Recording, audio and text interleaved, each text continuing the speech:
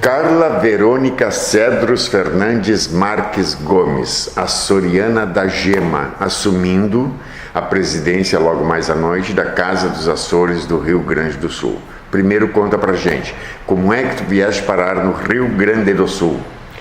Silvestre, há 22 anos eu fiz parte de um festival internacional de folclore lá na Ilha Terceira, que é a ilha na qual eu sou natural, onde os meus pais atualmente ainda residem, e conheci um gaúcho que é natural aqui de Gravataí, que dançava e dança ainda num grupo de danças de tradições gaúchas, e que é o Regis. Ele então foi na época com o seu grupo de dança da Estância, província de São Pedro, foi participar desse festival, e nós nos conhecemos então através da dança, através do folclore.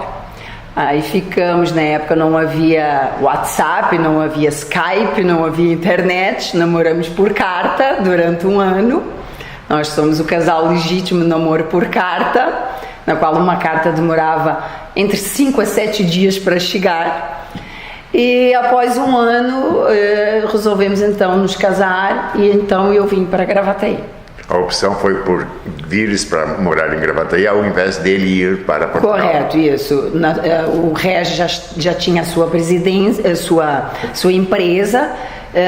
Eu estava num processo ainda de estudo, então a melhor opção era eu vir para cá. Nessas 2 décadas, mais de 2 décadas, te adaptaste bem ao Brasil? Sim, hoje eu já me considero, aliás, quando eu retorno a Portugal, as pessoas lá já dizem que eu estou mais brasileira do que portuguesa. Muitas diferenças culturais, principalmente nessa relação Brasil-Portugal? Sim, no início eu estranhei a própria alimentação, indumentária, a própria língua. Nós falamos ambos brasileiro, português, mas tem as suas particularidades, tem as suas diferenças.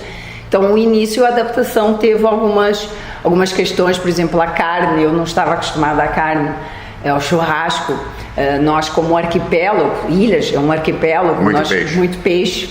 Então eu tive essas pequenas adaptações que no início, mas depois, hoje estou bem tranquila. E fizeste também aqui a tua vida profissional? Isso, eu lá já estava na faculdade, estava cursando matemática, vim para cá, para o Rio Grande do Sul, dei continuidade aos meus estudos, me formei na Unicinos em matemática e depois procedi com a Faculdade de Administração de Empresas, que me formei na Facença. E agora, empresária, dona de ateliê. Isso mesmo. Explica essa atividade. Pois é, há 4 anos atrás, tornei o meu hobby, que era, de vez em quando fazia algumas costuras, tornei que fosse a minha atividade profissional. Então hoje tenho um ateliê que trabalha, nós designamos como costura criativa.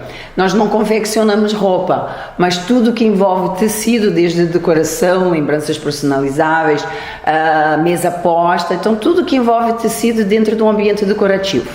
E esta é a tua atividade principal hoje? É a minha atividade profissional hoje. Ok. Logo mais chegando à presidência da Caergs. Tu és uma das sócias fundadoras da Casa dos Açores do Rio Grande do Sul. Como é que é a evolução da Caergs nesse tempo? Pois, o reconhecimento da Casa dos Açores ele tem vindo numa crescente, não só no Estado, mas a nível mundial e até do governo dos Açores e a nível também de outras casas dos Açores. Tanto é que, por exemplo, quando foi fundada a Casa dos Açores do Uruguai, a nossa casa foi convidada para apadrinhar, para fazer todo o encaminhamento, formalização e de base dessa casa que estava se formando no Uruguai. Isso para nós é de muito orgulho. Porque quer dizer, serve de modelo. Serve de modelo, exatamente. Isso para nós é de muito orgulho, porque é sinal que a gente está fazendo um trabalho coerente e que está sendo referência e reconhecido pelo governo dos Açores para nos indicar aí como esse suporte. Agora em dezembro também estaremos presidindo a 21ª Assembleia Mundial do Conselho da Casa dos Açores do Mundo, tá? Então vai vir uma comitiva de 30 pessoas, os 14 presidentes das Casas dos Açores do Mundo vão vir aqui a Gravataí junto com representantes do Governo Legislativo e Executivo dos Açores, para que nós possamos fazer um plano de ação em conjunto com todas as casas, o que está... Que normalmente nós nos encontramos para ver quais são os pontos fortes, os pontos fracos, o que podemos estar trabalhando em prol da preservação da cultura açoriana. Qual a importância que significa ter em Gravataí uma Casa dos Açores? Olha, eu te diria que é extrema, na medida em que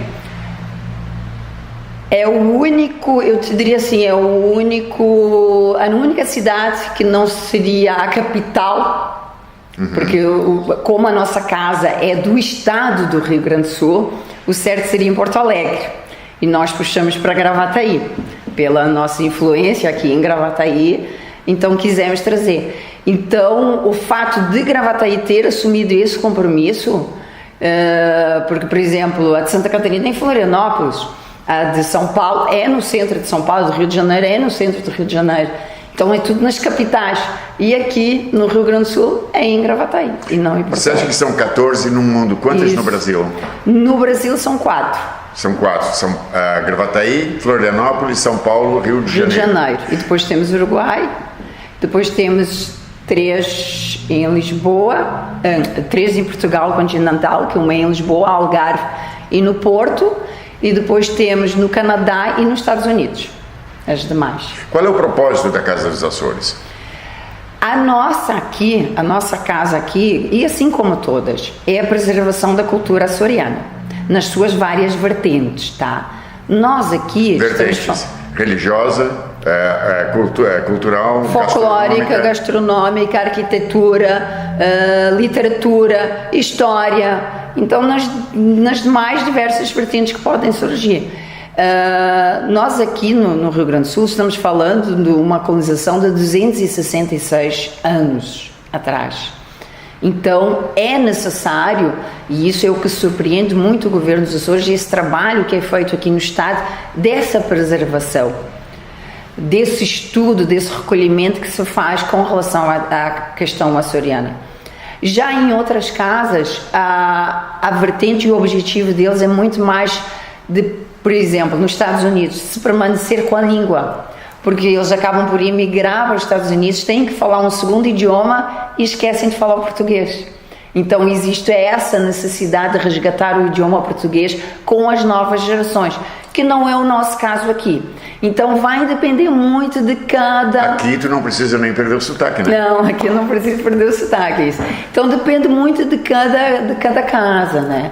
Um outro fato também que acontece em outras casas, que nós visualizamos, principalmente no Canadá, nos Estados Unidos, é a questão da continuação das gerações, ou seja, dos filhos de descendentes açorianos quererem estar numa Casa dos Açores, quererem fazer parte de uma diretoria, querer fazer parte da ação da Casa dos Açores.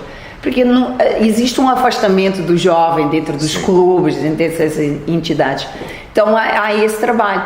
E também, pensando nisso, na minha gestão eu criei o departamento jovem. Eu tenho uma diretora de 17 anos, que é exatamente vai assumir hoje, a Giovana, que é exatamente esse é o nosso intuito, trazer o jovem para que a gente possa dar uma continuidade futura. Eu não posso pensar no meu mandato só, eu tenho que pensar daqui a uns 20 anos que tenha pessoas que tenham essa raiz ainda com a questão açoriana. Pois é, no teu mandato, quanto tempo é o teu mandato agora? 3 anos, 2018 a 2021. O que tu pretende fazer nesses 3 anos, digamos, para tornar a Casa dos Açores mais popular, mais visitada, mais frequentada, mais conhecida do gravataiense e até do gaúcho como um todo?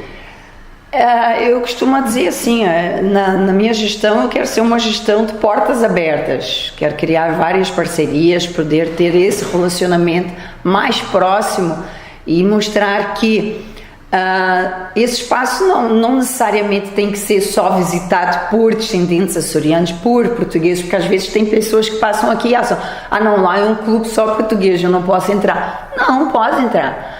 A colonização italiana, alemã, argentina, todas são bem-vindas na casa.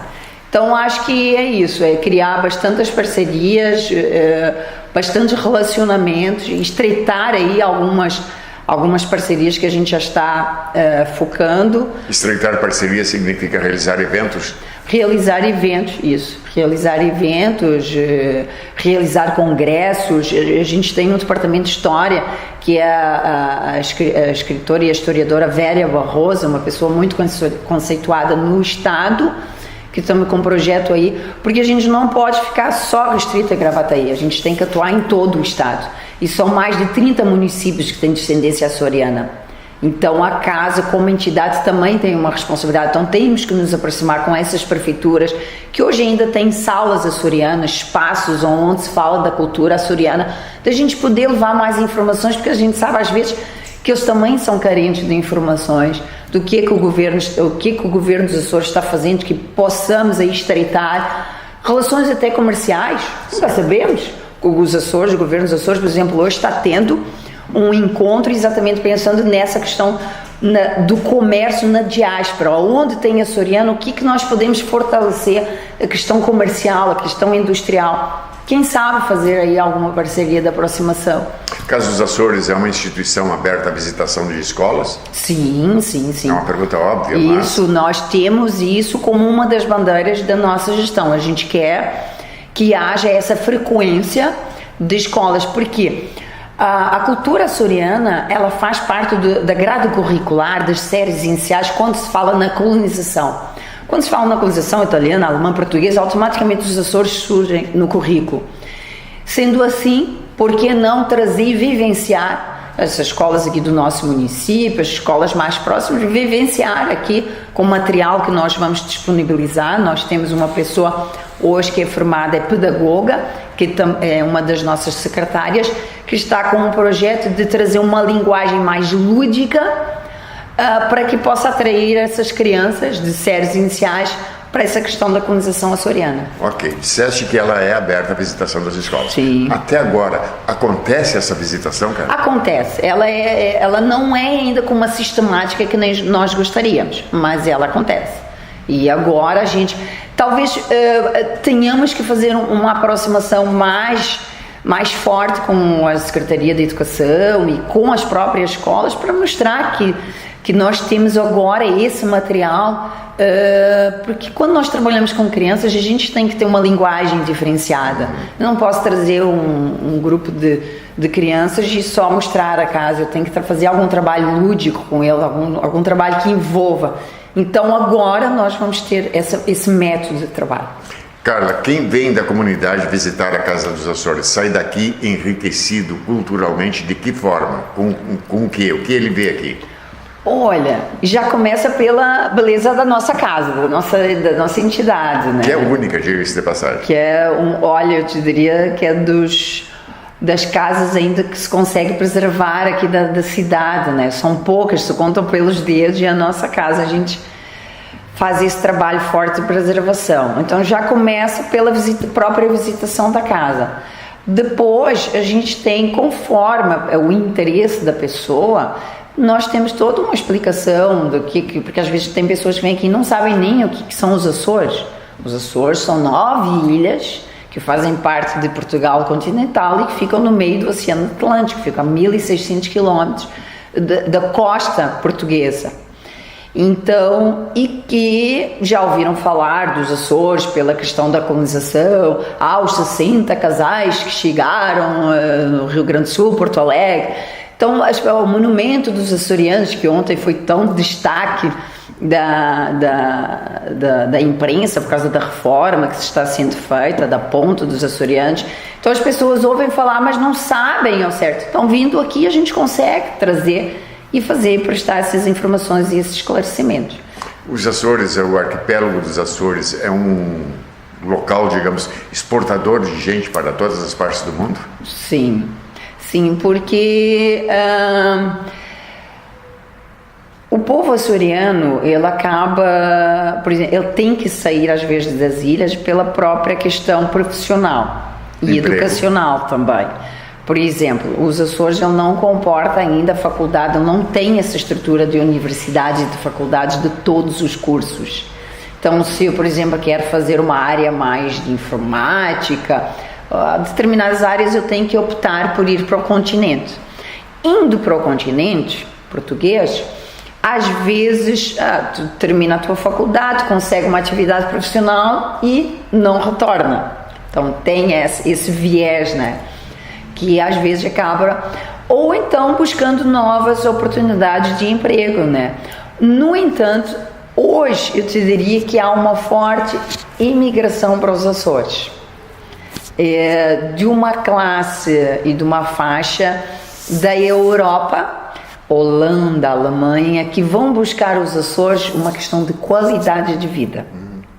Beleza natural, qualidade viva, é um outro propósito de vida. Segurança.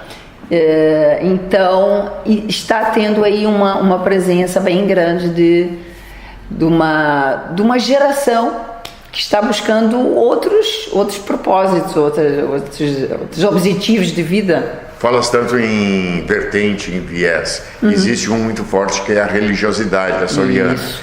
Há pouco tivemos aqui a festa do Divino. É a mais tradicional, digamos assim. Mais tradicional. Tanto é tradicional que a segunda-feira do Espírito Santo é considerada como o Dia dos Açores, oficialmente. Então, não é uma data fixa, porque o Espírito Santo ele vai mudando de acordo com a Páscoa, né? Então, na segunda-feira, sempre do Espírito Santo, é considerado o Dia dos Açores. E é importante essa divulgação também da religiosidade, cara? Sim, claro, porque eu acredito que a religiosidade é uma das nossas bases, é um dos nossos pilares como cidadãos, como seres humanos, cada um crente da sua forma, buscando as suas crenças e os seus valores, mas a religiosidade traz uma existência para o povo, né? E a questão do Espírito Santo, ela é muito presente no açoriano, porque ele se recorreu a uma questão de cultuar, na medida que ele não sabia, quando tinha os abalos, os cisnes da questão da erupção vulcânica, ele se recorria a uma religiosidade e foi o Espírito Santo que, no caso, se considera que iluminou e fez com que o povo entendesse um pouco mais o que estava acontecendo naquele momento. Porque hoje em dia ainda nos Açores a terra estremece diariamente. Nós estamos diariamente, a terra está estremecendo. Porque são ilhas de origem vulcânica. Os vulcões estão extintos, mas tem ainda uns tremores. Tem a movimentação. A nova diretoria assume hoje à noite, e a partir de quando? Qual é o prazo que se pode observar mudanças de atitude, de abrir as portas de eventos? Quinta-feira, amanhã já estaremos de portas abertas. Não, as ações têm que ser imediatas. Quando nós falamos assim, eu convidei a diretoria para fazer a composição, disse assim, nosso mandato é de 3 anos.